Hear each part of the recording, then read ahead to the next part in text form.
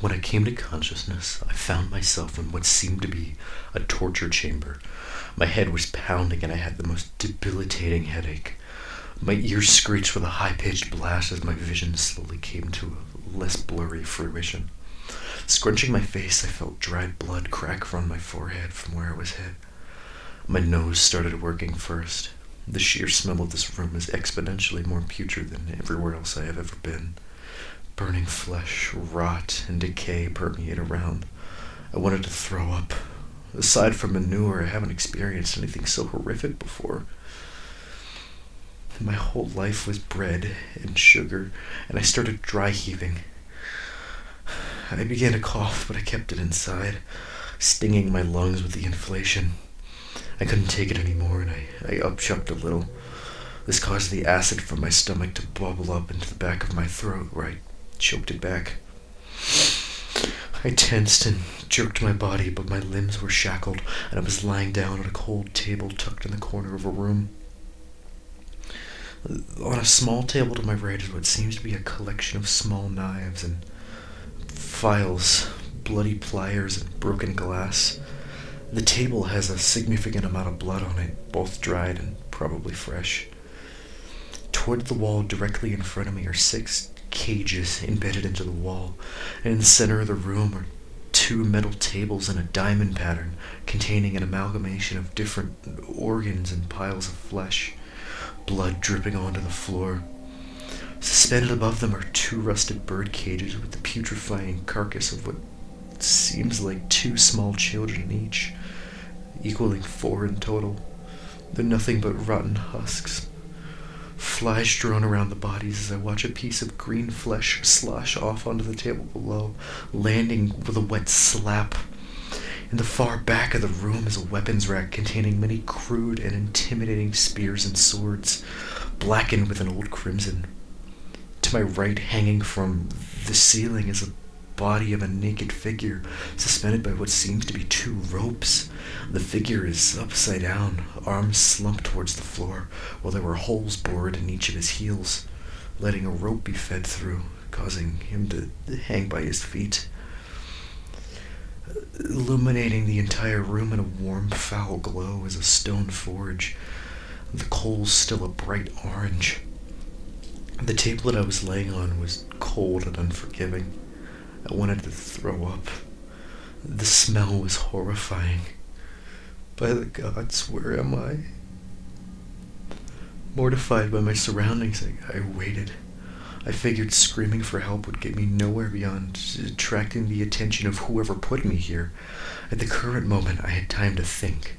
Who knows how long I waited? I couldn't move, so each second was agonizing.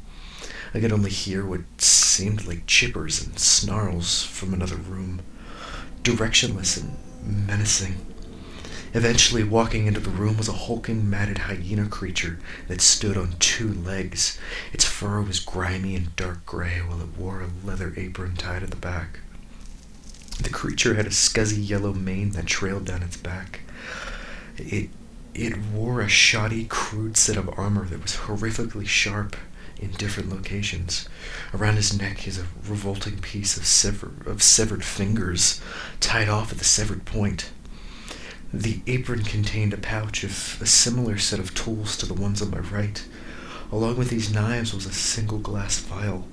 His apron had an awful staining of it of what I could only imagine was the original source. He smelled terribly. It was a rotten, musty odor mixed with the smell of wet dog. His snout was dark along with his nose, but it sported a frazzled set of singed whiskers. A darkened red liquid dripped from his jowls, mixing with the bloody red foam from the slobber dripping onto his fur. His eyes were a wild yellow, reflecting a deep orange glint from the embers of the forge. He slowly approached me, lording over my cold body.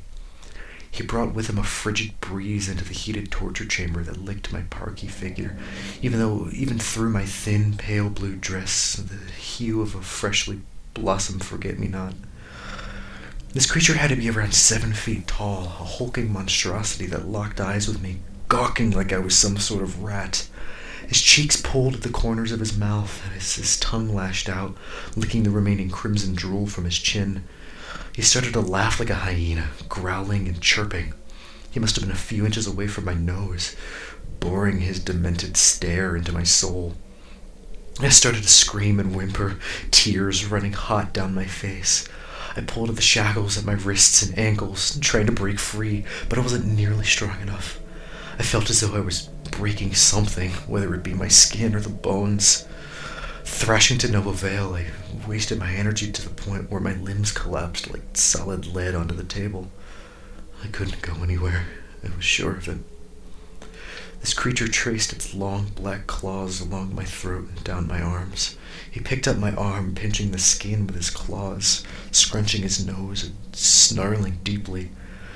A guttural bark exploded into maniacal cackling as the hyena creature released my arm, obviously satisfied with his prize.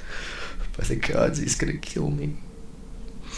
The monster started sniffing my body, inhaling around my stomach and licking my wrist where I'd caused a twinge of damage. Inhaling what I presumed to be flour, the creature sneezed, spraying a viscous mucus all over my face. Some of it landed into my eyes, and I forced them shut. I let out another yell, unable to wipe the gunk out. I attempt to blink it out, occasionally opening them. The hyena erupted as he twitched his right eye, slamming his hands down onto the table and shaking his head as a snake would, zeroing in on my closed eyes. The monstrosity placed its large hands onto my face, prying my eyes open with his claws. He rotated his head as a skeptic dog would, watching the tears fall from my right blue eye. It opened its gaping maw and lashed its tongue out and into my eyeball, fishing around and licking clean the mucus from within. I was screaming, losing my voice at this point. When it was satisfied with the work that it had done on my right eye, he moved to the left, proceeding with the same thing. I was mortified and uncomfortable, unable to fight against anything this brute was doing to me. I aggressively attempted to blink away the foreign feeling of hyena tongue as he locked eyes with me once more. He started laughing slightly, cooing into a slight rumble. His eyes went wide and wild, scrunching his face and nodding his head with his entire neck. The necklace of fingers kept bouncing and poking me on the neck and chest. Something made him incredibly excited, and I was horrified. Could it have been my differently colored eyes? My right eye was a light blue and my left was entirely gray. At this point I felt as though I was running out of tears. Wiping its nose with its tongue, it was obvious that he was ecstatic.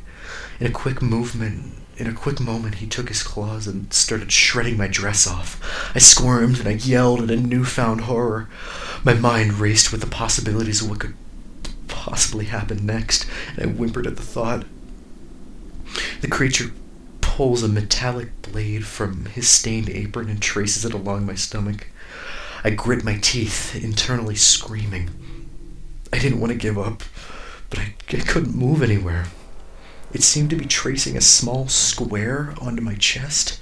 With one swift cut, he jammed the knife under my skin and I bellowed out, wailing and thrashing my body. Hot blood trickled down my ribs and the creature seemed to smile, its teeth a pearly white and the saliva dripping onto my stomach. The knife slid directly under my skin, extending out into the shape of the square that he drew. The pain that I was experiencing was excruciating and nauseating. I was helpless and losing hope. I begged to the gods to make this stop. I was panicking and sobbing, desperate for anything to make this stop. After he was done making the cuts, he pulled the knife out of my skin and set it down on the table next to me.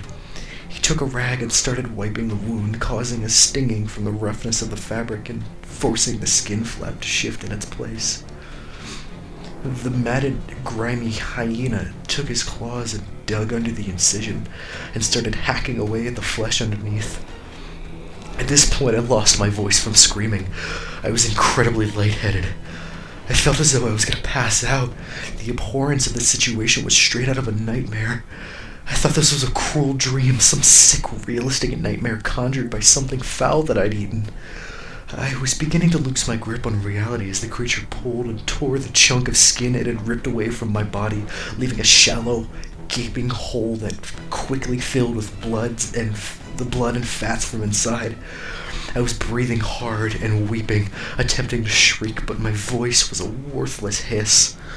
The grimy behemoth cackled and held up my slab of skin. He started to lick it clean and set it down onto the table next to me. I jerked and panicked further as the creature quickly ran out of the room. The crazed lunatic came back with a glass bottle of some sort. He shook his head towards me, allowing for his tongue to dangle and flicker slobber onto the ground. Sweat was pouring down my face as he uncorked the bottle. The liquid inside was a shimmery red substance that swirled as he moved the glass container. He took his hand and slammed my head down onto the table by my hair. This shook my vision and I was dazed for a few seconds when he jammed the bottle into my mouth. In a panic, I shot my tongue forward, blocking the liquid from entering my mouth. Strangely enough, the liquid tasted exactly like cherries and rose tea. I was confused, but the eyes of this creature were wild with excitement. The expression quickly changed to frustration as he pulled the bottle away from my mouth and slammed it down onto the table next to me, causing me to jump in surprise. He put his thumb onto my mouth and pushed up on my chin, causing my throat to open up and my tongue to recede back into my mouth. He then picked up the bottle once more and jammed it into my mouth. I attempted to stop the liquid once more, but I couldn't move my tongue to block the hole. As the liquid filled my mouth, he started to rub my upper throat with the entirety of his hand. This caused me to forcefully swallow the substance.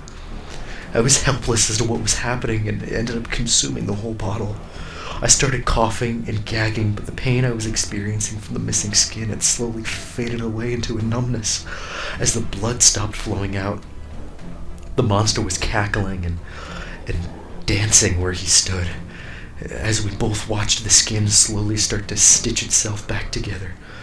A crazed smile appeared on the face of the creature as he danced off once more. He blindly threw the bottle behind him across the room, allowing it to shatter in the inside of the jail cell at the end of the room.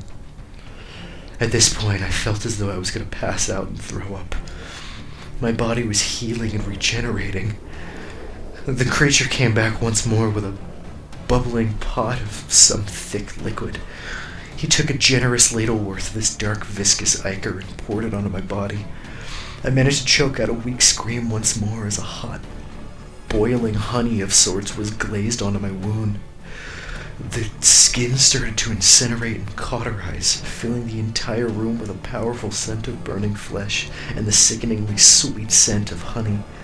At this point, I could no longer take the pain, and with the adrenaline, I fell unconscious.